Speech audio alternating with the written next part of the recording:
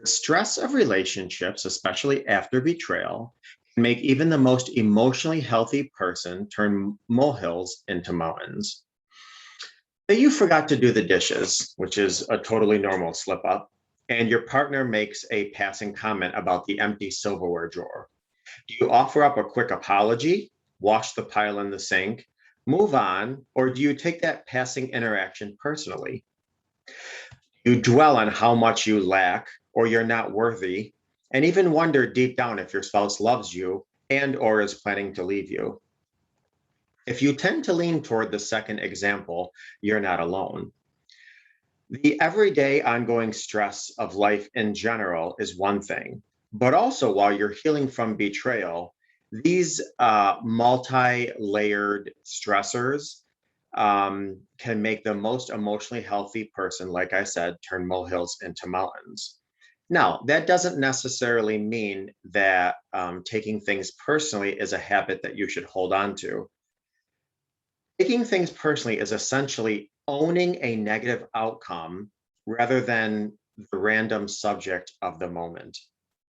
For example, if you forget your spouse's birthday, you might tell yourself, I'm a terrible spouse, rather than, oh, geez, I've been so busy, I totally forgot their birthday. Or if you enter the house and your partner doesn't greet you with the energy or zest that you were looking forward to or anticipated, you can think that you're doing something wrong or start to question your spouse's love for you, or maybe even jump to the conclusion that they're hiding something, rather than the logical reasoning that, maybe they were in deep thought, maybe they had a bad day, maybe they're just in a certain mood. In both situations, the initial response self shames, and the second emphasizes the action. Here's why that's a problem. When you place the responsibility on yourself, you personalize that and you add that adverse event onto your identity. When we do this, it causes us to get defensive, which was a part of last week's class. By doing so, of course, this can cause some conflict in your relationship. Taking things personally will also make you feel stuck because it ultimately prevents you from learning, growing, and healing. When the responsibility is placed on an action instead of personalizing it as like who we are, we're more capable of changing it positively because we see it as something more malleable. It's natural to take things personally. We're human.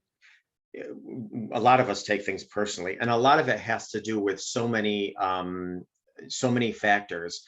Are we somebody who personalizes things from our childhood? Did some current situation happen in our life where we're taking things personally? But especially for those juggling post-betrayal triggers, where a lot of stress of life can make you more likely to feel things a bit more intensely, it's important to do what you can to change your perspective. Want to grow out of your self-destructive habit and form a healthier relationship in the process? Wonderful, we all do. Well, here I'm going to give you some tips and techniques on how to not take things so personally.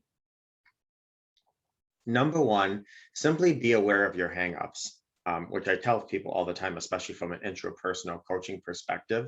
The more we know, the more we go. The more we know, the more we flow. The more we know the more we know ourselves.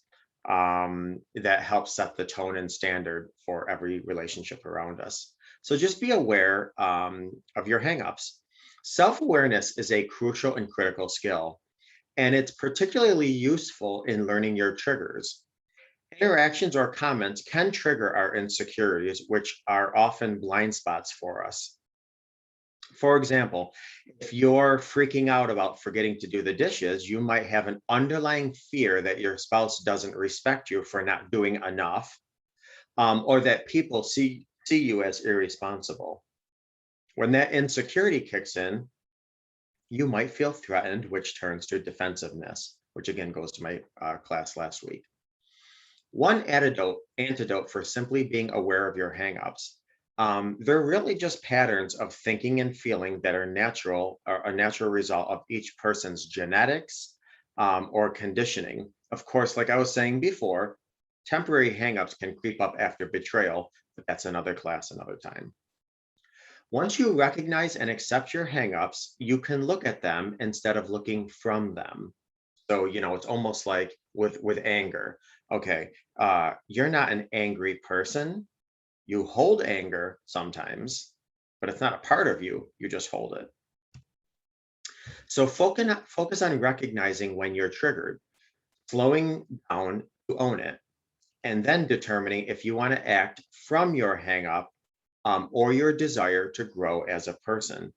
Do you want to proceed with your decisions or behavior from the lens of your trigger or from your lens of who you ultimately want to be? Number two, watch how you talk to yourself. And this is so important in so many areas of life, but certainly in the area of taking things personally. Once you pinpoint your insecurities in the moment, you'll also want to keep working on them. Part of that work entails keeping tabs on your internal dialogue, the self talk that influences how you see yourself and ultimately how you behave in relationships. For example, if you continually tell yourself stories throughout the week that you're not worthy, or you dwell on your own story of your partner's infidelity or betrayal, you'll filter every interaction through that narrative. Instead, work to challenge those thoughts. And by the way, a lot of this does go back to our childhood. If we think that, we're not worthy because we never felt worthy in our childhood, we're going to take that into our relationships, all relationships around us, because that was our inner dialogue from childhood. So, certainly something that we need to notice and challenge. Try simply reframing the negative talk instead of having them frame, like I said, your perspective and your outlook. So, for example, telling yourself, I am very much worthy, and I'm not going to allow my thoughts to control me, especially when they are often based on my mood and emotions of the time. Besides, these thoughts do not serve who I want to be in the future and are only slowing down the healing that I need and deserve. We have about 50,000 thoughts a day, and only about 10,000 of those thoughts are actually positive. So 80% of our daily thoughts are negative. If we don't challenge them with facts, we're just going to live according to our mood and our own internal dialogue. You have to challenge your thoughts with facts, not moods or emotions. Number three, check in with your partner if you're partnered. Another big part of growing out of taking things personally is, if you're comfortable, like I said, involve your partner in the discussion process. Looping your partner into the conversation can help promote more realistic thinking, all the while strengthening your relationship. For instance, if you're comfortable, again, sharing your thoughts, tell your partner and invite them to help you rewrite your internal dialogue. Tell them that you really don't want to make up a story that isn't true and that you want to check in with their reality. Then actually listen. If you are not at a point where you can share your with your spouse, then really challenge your thoughts with facts, like I was saying before, not your emotions. Because Lord have mercy, our emotions can change by the second, the minute, or the hour. Um, so if we go by our emotions, oh, I feel depressed. Well, guess what? You're going to self-sabotage. You're going to have a confirmation bias. Before you know it, you're going to be depressed. Four, when you do talk to your partner, take their word for it. Here's the hard part. When insecurities are causing you to spiral, you'll find any cognitive affirmation you can to solidify them. Work against that urge and resolve to actually take your partner at their word when they tell you the truth about the situation. Keeping in mind that believing what someone tells you is a sign of respect for them. And if you are, reconciling or trying to work on your relationship, this is a good start, because obviously trust was lost, respect was lost, a lot of things were lost. So this is a good way to build some of those things. Same with yourself, however. Once you challenge your inner dialogue with facts, respect yourself enough to believe those facts. Once you resolve the issue, don't second guess those facts as it goes nowhere except into negative territory. So again, when we challenge our thoughts, it's easy that we immediately start talking ourselves out of it. It's the same thing with like getting out of bed in the morning. Like, oh, I need to get out of bed in the morning. Okay, I'm going to get up. If we don't immediately act on that or solidify that fact, that truth, what happens? Oh, but I'm so cozy in bed. I'm so warm. I don't want to do this. I don't want to deal with the family. I don't want to, interact with the kids right now. I just want to stay in bed. You've talked yourself out of getting up. So, don't follow your mood or emotions, follow fact.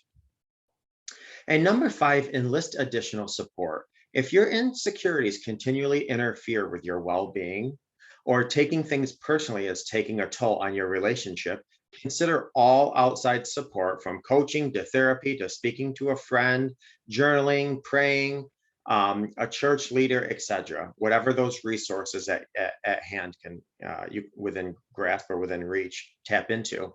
If the problem is taking an ongoing toll on your relationship and nothing is helping, consider you and your partner talking to a professional. Think of it as having a conversation in front of somebody who could help you decode it. Now, if your partner is not too keen on getting coached or speaking to a professional, maybe slant the conversation in a way where they're doing it for you, and you just need them to come along for support. So, listen, I've been struggling in this area, and I think I'm going to go talk to somebody. I'm wondering if you could be my support and come and talk to me with them. And obviously, the conversation will revolve around all parties. So either way, know you're not the only one struggling, and that growth, as uncomfortable as it can be at times, takes time. As with all classes and all tips and techniques, I understand that some of these suggestions and changes are much easier said than done. It's easy for me to sit back and rattle off some of these tips and techniques. But in order to live comfortably, I often say you have to first get uncomfortable. So, so get uncomfortable with some of these hard decisions, hard behaviors to change, some of these patterns to get out of, so you can eventually live comfortably. Even discussions and conversations at times are uncomfortable, but if you want to live comfortably, you have to get uncomfortable and have these conversations. There's a lot more to this, but I just wanted to give you a few tips and techniques to help not personalize things. Keep in mind that a lot of the times, a lot of the reasons we do personalize things is because something hit a spot in us that triggered us where there's a sensitivity. I use this example all the time. Look at it as a psychological scar. If I were to come up to you right now and kind of pat you on the back and say, "Hey, how's life? How's it going?" 9 times out of 10, you're gonna be like, "Hey, what's going on? Life is great, blah, blah, blah." But if you have a third-degree burn, a sunburn on your back, and I go up to you and I'm like, "Hey, how's life?" I mean, you are going to react much more differently. You're going to take things personally, maybe. You're certainly going to get defensive, and it's because you have scars. Well, we all have psychological scars. So just be privy to that.